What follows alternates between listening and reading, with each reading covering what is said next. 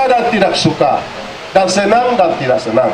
Semuanya harus kita seleksi berdasarkan iman dan ilmu kita, supaya warga baptis tidak tergilas dan ketinggalan di era globalisasi yang terus bergerak cepat dalam hitungan detik, menit, dan jam.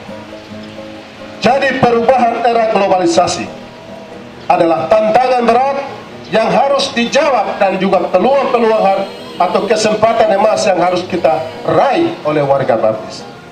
Untuk menjawab tantangan yang kita hadapi dan meraih dan mengisi peluang yang ada, warga baptis harus berdiri kokoh dengan tema kita meminum air dari sumur kita sendiri untuk membangun kerajaan Allah dan membela kehormatan kemanusiaan rakyat dan bangsa West Papua dari Sorong Merauke. Warga gereja baptis harus berdiri untuk umat Tuhan.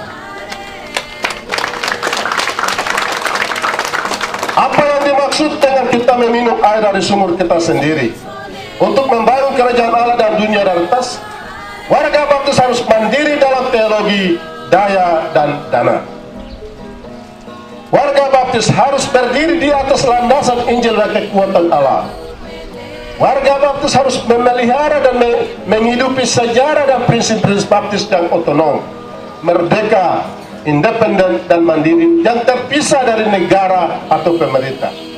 Gereja baptis tidak ada hubungan dengan negara dan pemerintah, karena gereja baptis didirikan oleh Tuhan Yesus Kristus di atas batu karang yang teguh, dan Allah mau tidak akan menguasainya. Gereja baptis dan negara mempunyai perbedaan hakiki.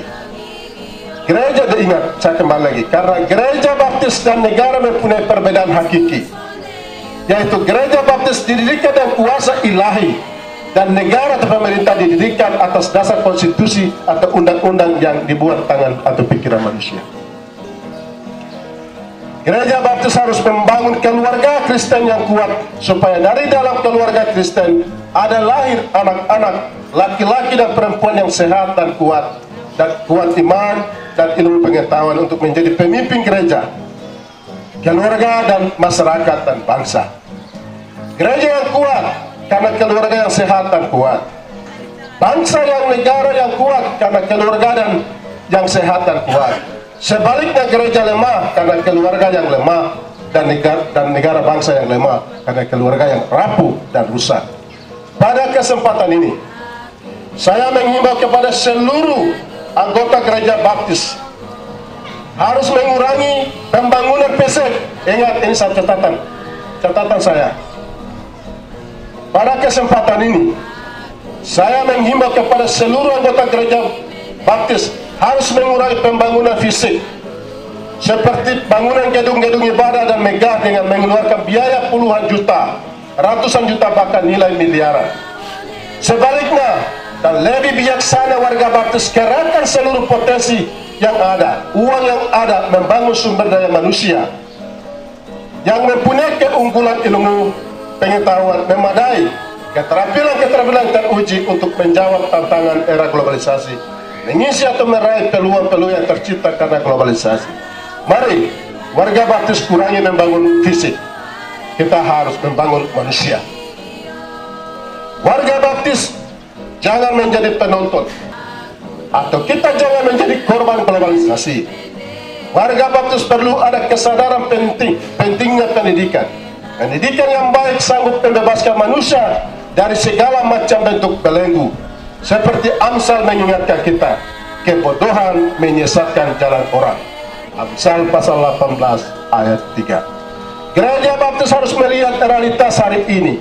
Kita lebih baik melihat penginjilan kembali ke dalam diri warga baptis sendiri. Tadi ada dalam khotbah ada singgung tadi. Karena warga baptis perlu diperkuat secara ke dalam, dan setelah kuat kita melihat keluar. Jangan kita sendiri kelaparan besar dan kehausan besar, tetapi kita memikirkannya jauh. Warga baptis tidak harus refleksi diri kita sebelum kita melihat kelaparan orang lain. Kita jangan memaksa diri kalau kita sendiri dalam keadaan kelaparan dan kehausan. Warga baptis perlu menyadari bahwa kita tidak berada dalam ruang kosong. Warga baptis berada dalam ruang-ruang kehidupan yang penuh warna dan dinamika. dengan berbagai wajah dan multi karakter. Artinya, tanah Papua ini sudah tumbuh dan berkembang onak, duri, dan cerak-cerak yang terus mengancam dan membahayakan keberlangsungan masa depan bangsa West Papua. Karena itu, saya menyerukan kepada seluruh warga Baptis West Papua, berdiri kokoh dan teguh di kaki sendiri, ideologi sendiri, keyakinan sendiri, untuk melawan ketidakadilan, kekerasan, dan kejahatan negara Republik Indonesia yang merendahkan martabat kemanusiaan kita selama ini. Warga Baptis harus berdiri kokoh dan kuat untuk membela kehormatan martabat kemanusiaan orang asli Papua untuk menata masa depan yang lebih baik. Warga Baptis harus mengambil dan memegang kendali kehidupan sendiri. Warga Baptis harus melepaskan diri dari ketergantungan kepada bangsa lain. Warga Baptis lebih menyelidiki diri sendiri dan mengetahui siapa diri Anda dan mengenal potensi, talenta, kelebihan yang ada pada Anda masing-masing. Sesungguhnya tongkat Musa ada pada Anda. Tuhan berbicara kepada Musa, ya, mampu untuk memimpin bangsa Israel keluar dari Mesir menuju tanah Kanaan. 5 roti dan 2 ikan ada pada Anda. Tuhan Yesus berkata, kamu harus memberi mereka makan. Ini berarti dalam diri warga Baptis masing-masing ada kekayaan rohani dan jasmani. Harus membebaskan bangsa ini dari keluar dari penindasan yang ada.